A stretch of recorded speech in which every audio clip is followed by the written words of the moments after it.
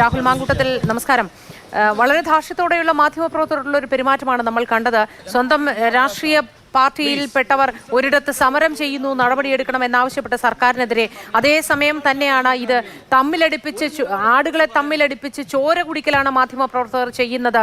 ഇത് നിങ്ങളുടെ തീറ്റയാണ്, വിവാദങ്ങൾ തുടങ്ങിയ കാര്യത്തിൽ ഒരു മേഖലയാകെ തകർക്കാനാണ് മാധ്യമപ്രവർത്തകർ ശ്രമിക്കുന്നത് തുടങ്ങിയ തരത്തിൽ നിലപാടെടുത്തിരിക്കുന്നത്. താങ്കളുടെ പ്രതികരണം അതെങ്ങനെയാണ്?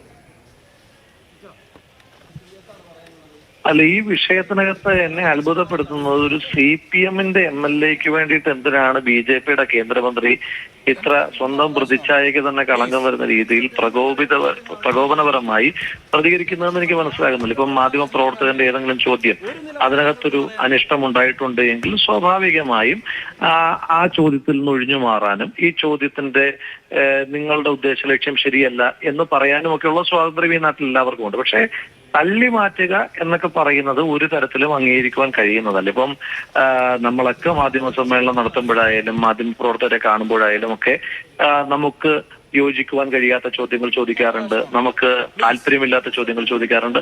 അപ്പോൾ വളരെ മാന്യമായി ബഹുമാനത്തോട് കൂടിയിട്ട് ഈ ചോദ്യത്തോട് പ്രതികരിക്കാനില്ല എന്ന് പറയുന്നതിനപ്പുറം ഇത്ര പ്രകോപിതനാകുന്നത്, പ്രത്യേകിച്ച് ഒരു CPM MLA ന്യായീകരിക്കുവാൻ വേണ്ടി പ്രകോപിതനാവുകയും സ്വന്തം പ്രതിച്ഛായയ്ക്ക് പോലും കളങ്കം വരുത്തുകയും ചെയ്യുന്നത് എന്തിനാണെന്ന് എനിക്ക് എത്ര ആലോചിച്ചിട്ടും മനസ്സിലാകുന്നില്ല.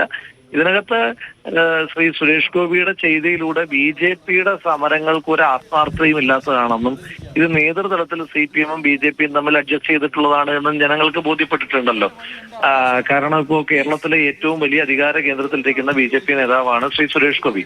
അപ്പൊ അദ്ദേഹത്തിന്റെ തന്നെ ഈ വിഷയത്തിനകത്ത് നിലപാട് ഇതാണെന്ന് പറയുമ്പോൾ ബാക്കിയുള്ള സമരങ്ങളെല്ലാം അവരുടെ ഒരു ടോം ആൻഡ് ജെറി ഗെയിമാണെന്നും അത് പല വിഷയങ്ങളിലും CPM-ഉം BJP അഡ്ജസ്റ്റ് ചെയ്യുന്ന പോലുള്ള അഡ്ജസ്റ്റ്മെന്റ് ആണ് ഈ വിഷയത്തിനകത്തുള്ളതെന്ന് നമുക്ക് ബോധ്യപ്പെട്ടിട്ടുണ്ട്.